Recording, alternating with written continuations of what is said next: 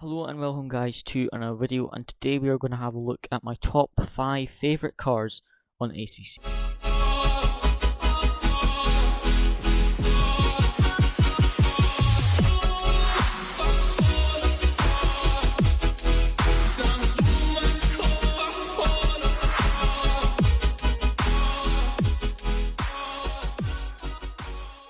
So starting off with number 1 is the McLaren 720S GT3.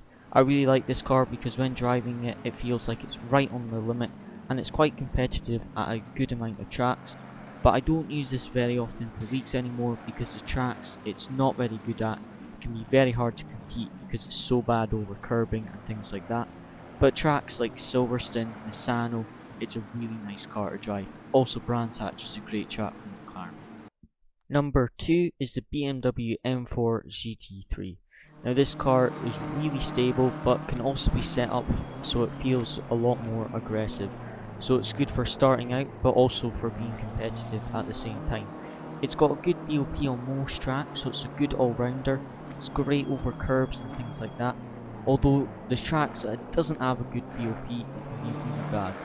But overall it's a really good car, especially for leagues and championships. Number 3, tied with the BMW to be honest, is the Mercedes AMG GT3. I really like this car because it feels quite on the limit, but it can also be set up so it's nice and stable. But it suits my driving very well. It's a good all-round car, and a car that's also really nice to drive as well. Number 4 is the Porsche GT3. This car is very difficult to drive, but when set up right, it can be actually quite easy to drive, but feels really on the limit, and it's a very quick car on ACC, probably one of the best. And it's a good all-round car. The only big downside is that it has terrible straight line speed. Number 5 is the Aston Martin GT3. This car is super stable for starting out, but it's great on tyre wear. The other thing is that it's really good at is wet weather driving. Driving this car on dry tyres in light rain conditions, it feels like any other car driving on wet tyres. It's really nice to drive in the wet and really stable.